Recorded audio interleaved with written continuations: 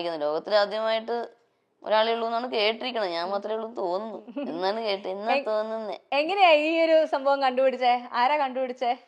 എനിക്ക് 15 വയസ്സുള്ളപ്പോൾ എന്റെ കോ ബ്രദർ ചെന്നൈയിൽ നിന്ന് വന്നായിരുന്നു. അദ്ദേഹത്തിന്റെ പേര് വിനോദ് എന്നായിരുന്നു. അപ്പൊ അദ്ദേഹം എപ്പോഴും കളി സാധനങ്ങൾ നിർമ്മിക്കുമായിരുന്നു. അപ്പൊ കളി വീണ നിർമ്മിച്ചു. അതിൽ ആദ്യം ടങ്കീസ് ആയിരുന്നു, പിന്നെ ഒരു കമ്പി ഉപയോഗിച്ച് പ്ലാസ്റ്റിക് ബോട്ടിൽ ഉപയോഗിച്ച് നിർമ്മിച്ചു. അപ്പോൾ ഞാനാണ് അതിൽ സപ്തസ്വരങ്ങളൊക്കെ വായിക്കാൻ തുടങ്ങി. അച്ഛനോട് അമ്മയോട് സ്പൂൺ എടുത്തോണ്ട് വരാൻ പറയും. സ്പൂൺ കൊണ്ട് ഉരച്ച്, spoon, screw driver, test tube, പല സാധനങ്ങൾ പരീക്ഷിച്ച് അപ്പൊ അങ്ങനെ വായിച്ചു തുടങ്ങി. അപ്പൊ 1997 നമ്മുടെ സ്റ്റേറ്റ് സ്കൂൾ ഫെസ്റ്റിവലിന് ക്ലാസിക്കൽ മ്യൂസിക്കിന് 1ാം സ്ഥാനം ലഭിച്ചു. അപ്പോൾ കുമ്മനം ശശികുമാർ സാറ് ഗായത്രി തമ്പുരു സമ്മാനം നൽകി. അച്ഛനാണ് ഒറ്റ കമ്പിയിൽ ഇലക്ട്രിഫൈ ചെയ്തു തന്നത്. ഇപ്പൊ ഞാൻ വായിക്കുന്നത് അച്ഛൻ സ്വന്തമായി നിർമ്മിച്ച വീണയാണ്. വിജിയുടെ ജീവിതത്തിലെ ഏറ്റവും വലിയ ശക്തി എന്ന് പറയുന്നത് വിജിയുടെ അച്ഛനും അമ്മയാണ്. അച്ഛനും അമ്മയുമാണ്. വിജിയെ ഇങ്ങനെ കൊണ്ട് എല്ലാ കാര്യങ്ങളിലേക്കും എത്തിക്കുന്ന രണ്ടുപേരുമാണ് അല്ലേ? ഈ ഒരു ഏറ്റവും വലിയൊരു ഭാഗ്യമാണ് അവരെ പോലെ രണ്ട് പേരൻസിനെ കിട്ടുക. അതാണ് ഏറ്റവും വലിയ ഭാഗ്യം ശരിക്കും പറഞ്ഞു. അച്ഛനും അമ്മയും എപ്പോഴും കൂടെ തന്നെ ഉണ്ടല്ലേ? കൂടെ തന്നെ ഉണ്ട്. എന്താണ് അച്ഛനും അമ്മയുടെ ഏറ്റവും വലിയ ആഗ്രഹം എന്ന് പറയാറുണ്ടായിരുന്നു അവര്? പാട്ടുകാരിയായി തീരുക, പിന്നെ അച്ഛനും അമ്മയും ഞാൻ കാണണമെന്നും പറയാറുണ്ട്. അപ്പൊ 1997 നമ്മുടെ സ്റ്റേറ്റ് സ്കൂൾ ഫെസ്റ്റിവലിന് ക്ലാസിക്കൽ മ്യൂസിക്കിന് 1ാം സ്ഥാനം ലഭിച്ചു. അപ്പോൾ കുമ്മനം ശശികുമാർ സാറ് ഗായത്രി തമ്പുരു സമ്മാനം നൽകി. അച്ഛനാണ് ഒറ്റ കമ്പിയിൽ ഇലക്ട്രിഫൈ ചെയ്തു തന്നത്. ഇപ്പൊ ഞാൻ വായിക്കുന്നത് അച്ഛൻ സ്വന്തമായി നിർമ്മിച്ച വീണയാണ്. വിജിയുടെ ജീവിതത്തിലെ ഏറ്റവും വലിയ ശക്തി എന്ന് പറയുന്നത് വിജിയുടെ അച്ഛനും അമ്മയാണ്. അച്ഛനും അമ്മയുമാണ്.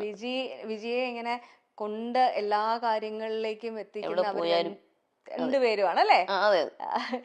ഈ ഒരു ഏറ്റവും വലിയൊരു ഭാഗ്യമാണ് അവരെ പോലെ രണ്ട് പേരൻസിനെ കിട്ടുക. അതാണ് ഏറ്റവും വലിയ ഭാഗ്യം ശരിക്കും പറഞ്ഞു.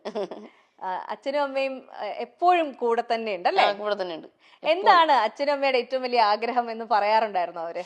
പാട്ടുകാരിയായി തീരുക, പിന്നെ അച്ഛനും അമ്മയും ഞാൻ കാണണമെന്നും പറയാറുണ്ട്. അത് പ്രധാനമായിട്ട്. നല്ലൊരു ജീവിതം ഉണ്ടാകുക, ഇതൊക്കെ തന്നെ. സംഗീതത്തിൽ എത്ര എത്തിക്കാമോ അത്ര എത്തിക്കുക എന്നുള്ളതാണ്. നമ്മളെ അച്ഛനമ്മമാര് നമ്മളെ നോക്കുന്നത് പോലെ വേറെ ആർക്കും ചെയ്യാൻ പറ്റില്ല എന്നുള്ളൊരു സംഭവമുണ്ട്.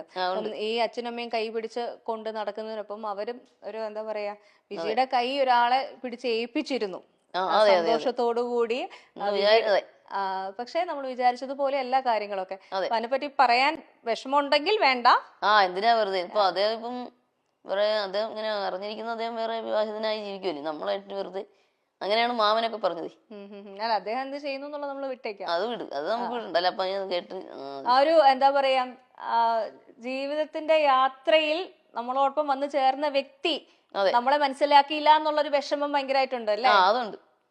നമ്മുടെ ദുഃഖം എന്താണെന്നോ എന്താണ് വിഷമമെന്ന് മനസ്സിലാക്കാതെ പെരുമാറുക. അച്ഛനും അമ്മയും പാടില്ല, അവരൊക്കെ അകറ്റുവാൻ നോക്കുക അതെല്ലാം ഒറ്റയ്ക്ക് എല്ലാവരെയും കൂടെ അച്ഛനും അമ്മയും മാത്രമല്ല എല്ലാവരെയും അകറ്റാൻ നോക്കിയത് നമ്മൾ സമ്മതിച്ചില്ല. സാധാരണ പെൺകുട്ടികള് ഇത്തരത്തിലുള്ള എന്താ പറയാ പ്രശ്നമുള്ള സാഹചര്യങ്ങളിൽ പെട്ടുപോയി കഴിഞ്ഞാൽ അതിൽ നിന്നും പുറത്തു വരാൻ ഉള്ള ധൈര്യം ഉണ്ടാവാറില്ല.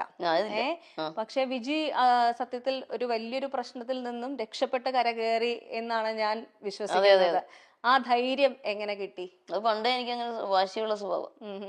എന്താണെങ്കിലും നമുക്ക് ഇഷ്ടമില്ലാത്തെന്ന് പറഞ്ഞാൽ എന്തൊക്കെ നിർബന്ധിച്ചാലും നമ്മള് ചെയ്യൂല.